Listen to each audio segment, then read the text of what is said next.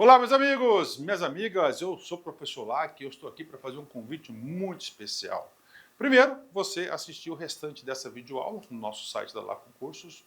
Aqui no YouTube são aulas demonstrativas para você ter aí o conhecimento, né, para você ter aí uma projeção das nossas aulas em relação aí ao concurso da GCM, Guarda Civil Municipal de Caldas Novas. Nós temos um curso, cara, fantástico, focado nesse edital, um curso que eu tenho certeza que vai te ajudar.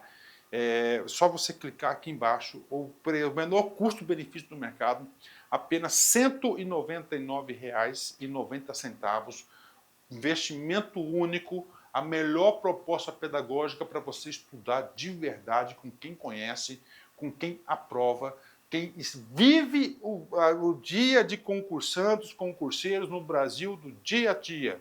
Tá? Pode confiar aqui na Lacon Cursos que você terá um excelente resultado. Bacana, meus amigos? Espero vocês. Valeu, tchau! Fala, galera! Bom dia, boa tarde, boa noite, boa madrugada. Meu nome é Sidney Martins, professor de língua portuguesa aqui do Lacon Cursos, o maior site de videoaulas do Brasil, quiçá das Américas. E é com imenso prazer que hoje a gente começa o início da análise textual para concursos públicos. Quando você pensa em interpretação, você precisa dominar diversas nuances. Claro, você precisa ter um conhecimento de mundo bom, uma bagagem literária boa, mas precisa ter alguns conhecimentos específicos. Então você precisa saber o que é uma denotação, o que é uma conotação, o que é uma linguagem verbal, o que é uma linguagem não verbal, figura de linguagem, funções da linguagem. Precisa dominar isso tudo. Mas, antes de mais nada, você precisa primeiramente saber a diferença de compreensão e interpretação, pois são coisas completamente diferentes. Então a gente já vai começar com isso, para de cara você já ter ali uma boa base. E aí depois você vai aprender os outros conceitos para não cair em possíveis pegadinhas que possam aparecer lá na tua prova, ok? Agora, antes de mais nada, antes de descobrir a diferença de compreensão e interpretação, eu preciso saber o meu comportamento no dia da prova. O que eu vou fazer ali no dia, na hora que eu me deparar com a prova de língua portuguesa. A primeira coisa que você precisa fazer é uma leitura en passant para saber o tema daquele texto. Depois você vai, de fato, à questão para saber o que ela está pedindo. Mas você precisa ter uma noção da ideia, pois senão você vai sempre ficar meio que perdido. Então faça uma leitura geral do texto primeiramente. Normalmente, o problema é que a gente não sabe como se comportar no dia. E a gente faz como se estivesse fazendo em casa, como se estivesse fazendo no preparatório para concurso. Então a gente faz uma leitura mental. E isso é um perigo. Isso é um tiro no pé. Pois a leitura mental ela é extremamente dispersiva. Eu não sei se vocês sabem, mas o gago ele só gagueja porque o aparelho fonador não acompanha a velocidade do raciocínio dele. Então a leitura mental ela já é automaticamente dispersiva. Se você parar para pensar ainda nas situações em que você vai encontrar lá no dia da prova, a coisa fica muito pior, pois são situações adversas. Às vezes você está sentado na janela, não tem uma cortina, o sol está batendo ali no seu rosto, você vai pedir para o fiscal para sair dali, ele vai dizer não, porque é local marcado. Às vezes é dia de pagode que está rolando ali no entorno, está tocando Alcione, está tocando Anitta, isso tudo já vai te atrapalhar. Aquela moça que fica ali na frente, controlando o horário, controlando para ver se você assinou, ela fica, já botou o dedinho aí, já assinou, o tempo todo perturbando, isso tudo vai te atrapalhar. Então, você precisa fazer não uma leitura mental, mas uma leitura em voz alta, e eu vou explicar o porquê. Você já deve ter passado por isso. Fez a leitura mental, chegou à linha 7, mas o texto tem 30 linhas. Chegou à linha 7 e você, dispersou. Começou a prestar atenção em outras coisas, não mais no texto. Começou a pensar no papagaio, no periquito, no feijão que deixou no fogo, no jogo que vai passar, na novela, no Big Brother, sei lá, irmão. Você começou a pensar em outras paradas e o foco no texto foi embora. Mas você continua lendo. Chega ao final do texto e você pensa assim, ai meu Deus do céu, eu li sobre o que mesmo? Isso acontece muito com as pessoas. Por quê? Porque a leitura é mental. Se você fizer uma leitura em voz alta, você não vai passar por isso. Claro, você não precisa fazer uma leitura em voz alta com esse tom de voz que eu estou utilizando aqui agora. Basta você balbuciar. Assim, você vai escutar o tom da sua voz, vai ler mais devagar, vai perceber todas as pausas e as entonações do texto e, consequentemente, vai compreendê-lo e interpretá-lo melhor. Agora, nesse momento, depois de feita a leitura, você vai de fato partir para a questão, para ver se ela é de compreensão ou de interpretação. Não é a mesma coisa não, Sidney? Não, passa longe. Quando a questão é de compreensão, ela te joga para dentro do texto. Como vai ser o comando desse tipo de questão? Vai ser assim, ó, de acordo com o texto, ou segundo o texto, pode ser que apareça simplesmente no texto, ou na linha tal, no termo tal, no período tal, no parágrafo tal, e por aí vai. O que eu vou fazer? Não posso ter preguiça. Se a questão te direcionou especificamente, ela está facilitando a tua vida. Uma coisa é o camarada colocar simplesmente assim, ó, de acordo com o texto. Então, você sabe que a resposta está ali dentro do texto, mas naquela totalidade toda. Então, você vai ter que tomar cuidado para buscar com calma, para achar o que está ali naquela alternativa. Mas se ele te direcionar especificamente, dizendo assim, ó, na linha tal, no termo tal, porra, levanta as mãos para o céu. Se o cara te mandar para a linha 5, não pode ter preguiça, vá até a linha 5 e destaque o termo. Se for a questão número 1, pode inclusive fazer assim, ó, número 1, a resposta estará ali, ó, dentro do texto, pois nessa hora você volta para fazer uma segunda leitura com foco. É por isso que fica muito mais fácil, você sabe o que está procurando. Se a questão número 2 te mandar para a linha 16, por exemplo, você vai lá, destaca o termo e coloca um número 2, pois a resposta estará ali, naquele entorno. O que estou querendo dizer com isso? Que basta ter calma e atenção que você vai achar a resposta, pois a resposta está dentro do texto. Agora, e se a questão for de interpretação? Aí o bicho pega, porque vai além do texto. E se vai além do texto, o comando muda.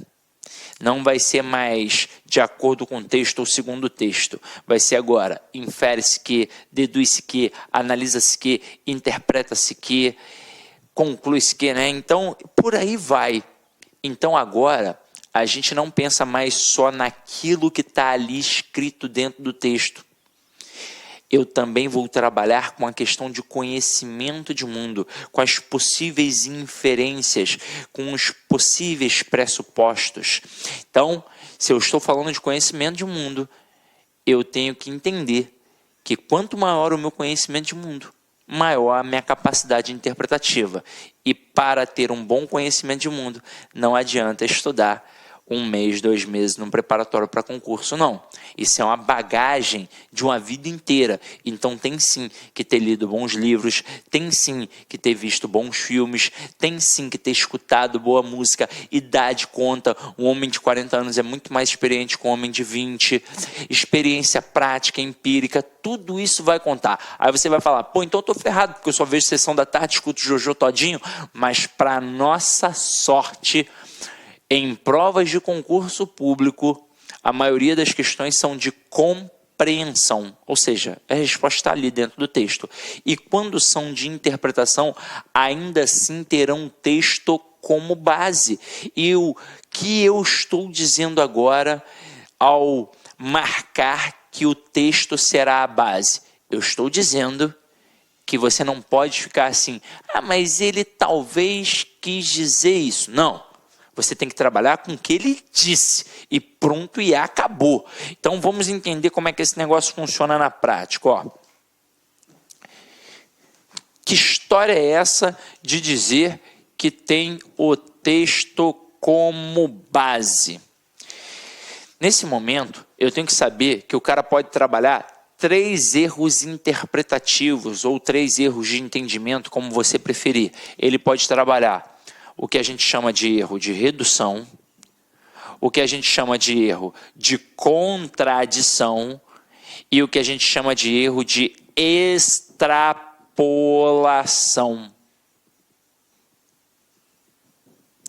Vou fazer uma pequena analogia para que vocês possam entender isso. Então eu digo que vou fazer um texto rápido, né? 2 amigos meus. Eu vou dizer que eu encontrei ontem, lá na praia de Copacabana, o Iago e o Guilherme de Luca. Os dois estavam sentados num quiosque, tomando uma cervejinha gelada, comendo um peixinho frito ali, ó, de frente para a praia mesmo. Aí o Iago estava de sunguinha branca e o Guilherme de Luca estava de sunguinha amarela. O que você interpreta disso? Aí nesse momento agora, claro que eu não tenho retorno visual, expressão sua. Se fosse numa turma presencial com homens e mulheres, os homens agora já estariam zoando o Guilherme e o Iago. Iriam estar assim, porque homem é bobo, né? Mulher não faz isso não, mas homem é bobo. Agora, sem as brincadeiras, vamos nos apegar aos erros. Onde vão aparecer esses erros? É no texto? Não, é no comando da questão. Então, uma questão que trabalha o erro da redução, ela diria assim, que o tema central deste pequeno texto é a cerveja. Poxa, não dá. Seria reduzir demais, afinal de contas a cerveja foi apenas um elemento do texto. O que seria um erro de contradição? Seria dizer que Guilherme e Iago são inimigos. Nossa, não tem como, eles estão batendo um papo, tomando uma cerveja, como é que eles são inimigos? Mas, ó, muito cuidado com isso aqui. Parece uma bobeira, mas o que o cara faz? Ele simplesmente faz um Ctrl+C e um Ctrl+V do texto. Ele faz um copia e cola. Por que ele faz isso? Porque ele conta com a tua falta de atenção. Então ele pega um trecho do texto que está quase todo igual, mas o iniciozinho igualzinho.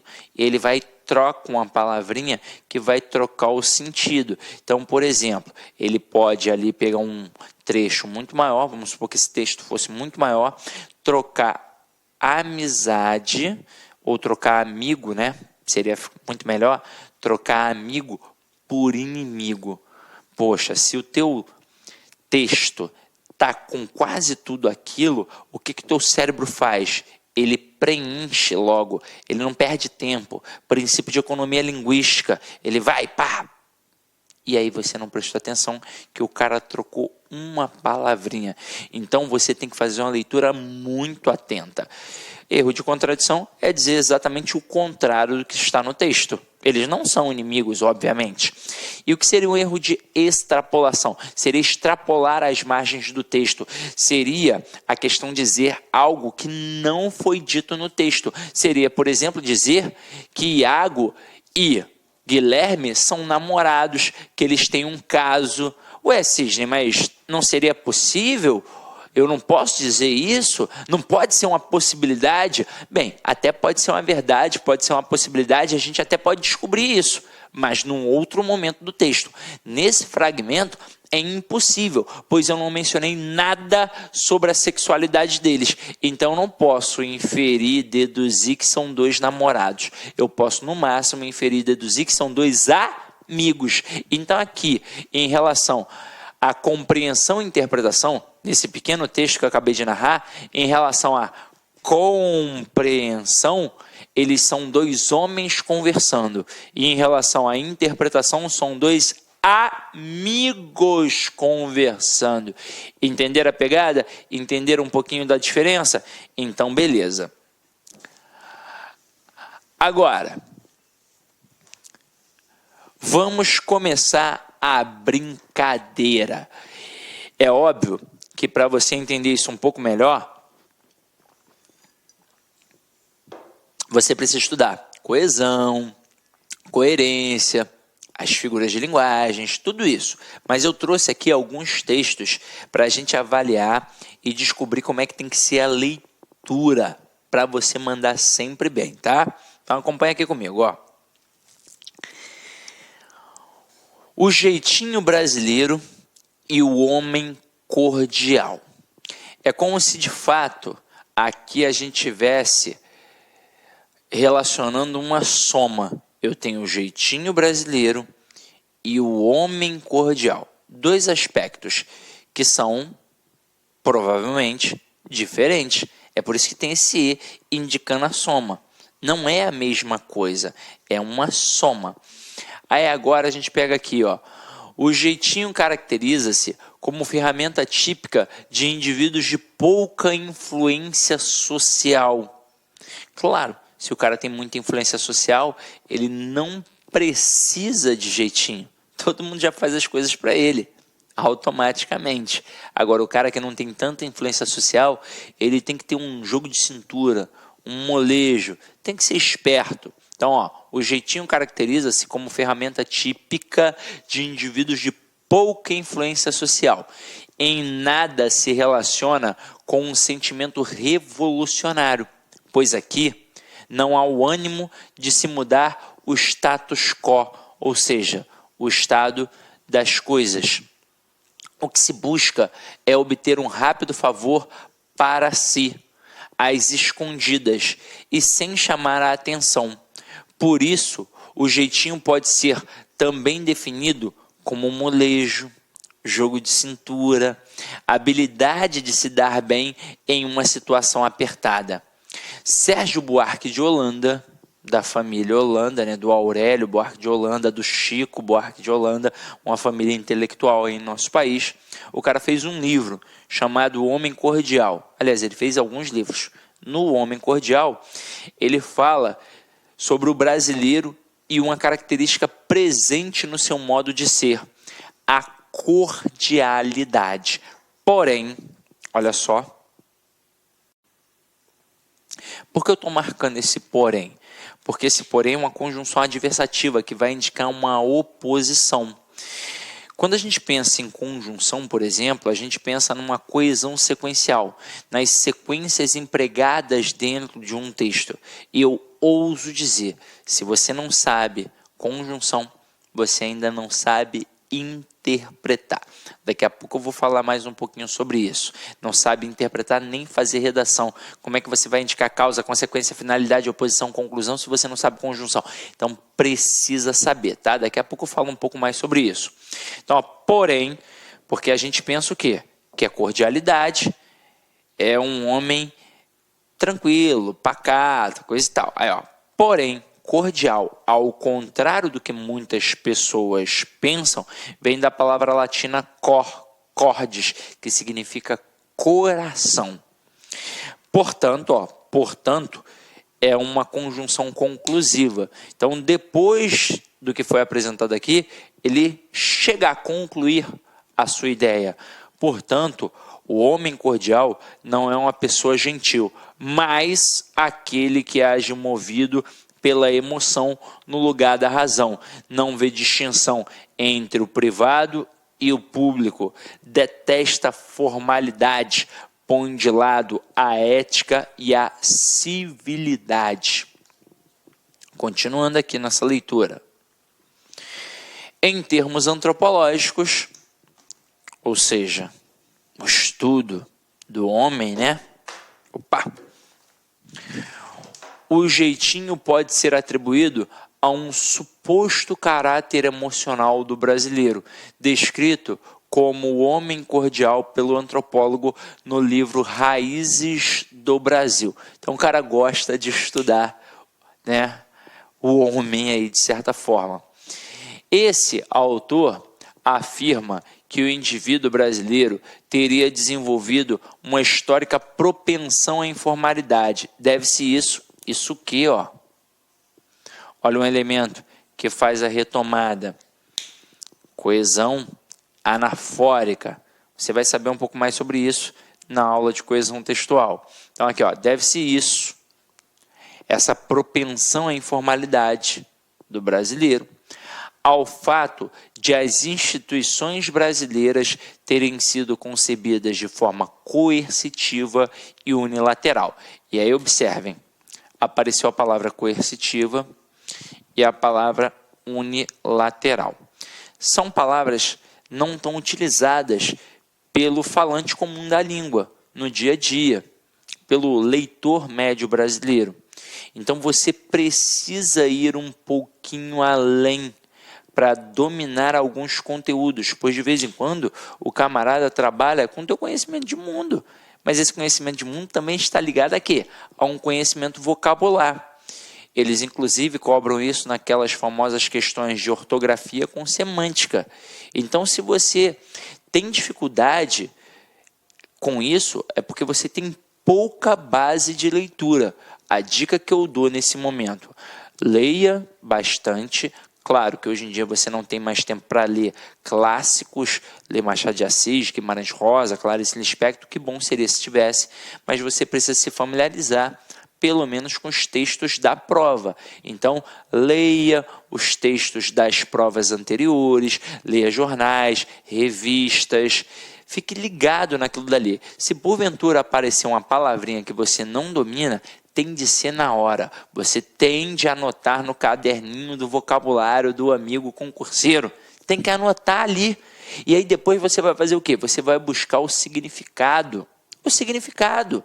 Várias provas arrebentam o candidato com isso. Porque o camarada pega ali expressões que você não tem o hábito de usar, nem sequer de ler. E aí você vai olhar determinada palavra e vai falar: meu Deus do céu, não faço a mínima ideia do que seja isso. Mas aí você vai perceber que as bancas usam sempre as mesmas palavras. Então basta você ir gravando o que aquilo significa e ampliando, obviamente, o teu vocabulário. Além de servir para executar bem uma questão de ortografia ou semântica, vai também servir para você ampliar para fazer uma redação. Então, tem de ser na hora, não pode deixar para depois, pois esse para depois a gente bem sabe que nunca chega. Então você anota a palavra, anota o significado e fica com aquilo dali guardado, pois você vai utilizar em algum momento, tá? Agora, o cara poderia ir adiante e não especificar o que significa coercitivo unilateral. E aí você ia ficar: pô, mas e aí, o que é isso? Mas ele aproveita aqui, depois da vírgula, e explica: não havendo diálogo entre governantes e governados, mas apenas a imposição de uma lei e de uma ordem consideradas artificiais, quando não inconvenientes aos interesses das elites políticas e econômicas de então. Ou seja, no final das contas, é o famoso manda quem pode e obedece quem tem juízo. Foi imposto. Por isso que é coercitivo. Foi através da coação. E unilateral por quê? Porque não teve diálogo. Quando a gente tem um diálogo, é bilateral. Eu falo, você fala e a gente chega a um denominador comum. Quando é uma atitude unilateral, eu decidi e pronto, e acabou, e você tem que acatar. Então, todas as estruturas brasileiras foram feitas assim. O governo sempre mandou e o povo sempre teve que aceitar. É por isso que em algum determinado momento alguém do povo se revolta. E como ele não pode fazer muita coisa contra o governo, ele faz de forma menor. É a partir daí que surge o famoso jeitinho, essa famosa propensão à informalidade. Ou seja, estou vendo lá, na conta de luz, que está caro demais, que tem imposto para pagar a luz lá da Conchinchina, pois eu não sei em outros locais, mas aqui no Rio de Janeiro a gente tem uma taxa para pagar o gato que tem nas comunidades, pois nas comunidades a galera não paga a luz.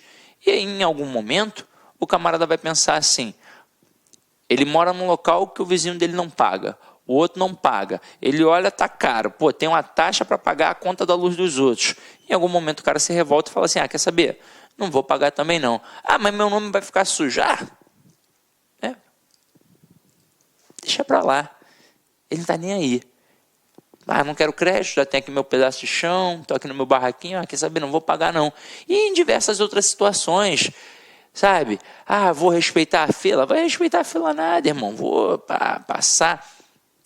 Isso tem um lado que a gente pode tentar entender, mas tem um outro lado que também é complicado, pois nessa história de propensão à informalidade, você começa a burlar algumas situações em que outras pessoas não vão burlar e vão se sentir lesadas a partir do conhecimento desta tua ação. Então é por isso que é muito complicado. Dá para entender a atitude da informalidade, do jeitinho brasileiro, desse querer se dar bem em qualquer tipo de situação? Dá para buscar um entendimento.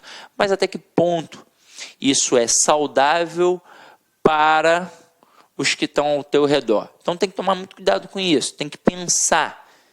Tem que pensar. Não é aquele papo de, você não pode criticar o político porque você também erra. Mas de certa forma Como é que eu vou mudar a sociedade? Eu não vou mudar, mas eu posso me mudar. E a partir do momento que eu me mudo, eu mudo a realidade daqueles que me circundam. E isso vai ampliando, como se fosse uma corrente do bem. Agora, se eu não parar nunca para pensar nisso, se eu não me mudar, aí a coisa desanda e nunca melhora, isso é a verdade. Agora, continuando aqui. Daí a grande tendência fratricida. Fratricida significa irmão matar irmão.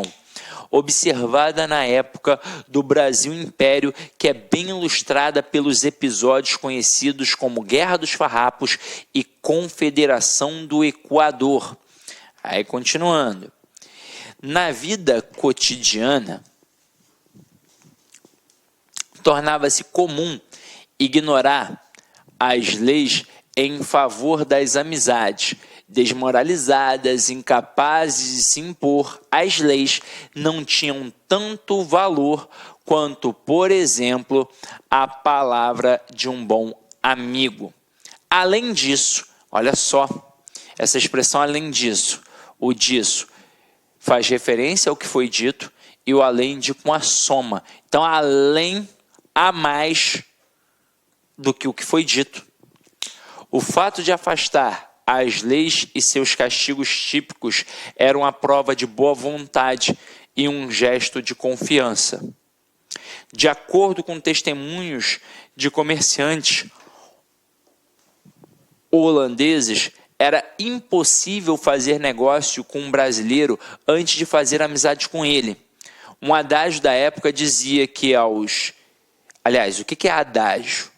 É um provérbio, né? Então, um provérbio, um adágio da época dizia que aos inimigos, as leis, aos amigos, tudo. A informalidade era e ainda é uma forma de se preservar o indivíduo. Sérgio Buarque avisa, no entanto, que esta cordialidade não deve ser entendida como caráter pacífico. O brasileiro é capaz de guerrear e até mesmo destruir. No entanto, suas razões animosas serão sempre cordiais, ou seja, emocionais. E esse texto é muito bom para você que agora será um futuro servidor. Você tem que pensar nas suas ações como servidor. Você vai agir de acordo com o regimento, de acordo com as leis, ou você vai agir pela emoção? Caramba, vamos pensar na fila do INSS. Está lá a fila enorme. Estou ali no balcão de atendimento. Aí eu visualizo, lá no meio da fila, o cara está ali, ele é o 30º, mas é meu parceiro. Mas ele nem foi lá no balcão. Aí eu olhei e falei, putz, meu parceiro. A fila está enorme. Mas se continuar na sequência direitinho, em 10, 20 minutos ele vai ser atendido. Mas não. O que eu faço? Pô, fulano, trouxe a Xerox? Aí o cara, pô, vem aqui, irmão, traz a Xerox logo. Tá com material aí? Traz logo, vem aqui. Pô, paro até de atender, vou lá dentro, faço o negócio do cara, aquilo que iria durar 10, 15 minutos já dura meia hora, porque eu vou tomar um café, vou sentar, não sei o que. Ó, galera, espera aí que eu vou resolver um negócio importante aqui, um documento que estava esperando, tá? E pronto. Então, pô, tem que tomar muito cuidado com isso, né, galera? Não pode agir assim. Então, vamos lá, vamos pegar a primeira questão para a gente entender como funciona a pegada, qual é a malícia. Observem aqui. Então, galera, o jeitinho brasileiro é um comportamento típico de indivíduos de pouca influência social. Isso é verdade? Tá lá no início do texto, ó. Aqui, ó. O jeitinho caracteriza-se como ferramenta típica de indivíduos de pouca influência social. Então foi a primeira coisa que foi dita no texto. Tá tranquilo, tá ok. Só que aí depois ele vai falar assim, ó.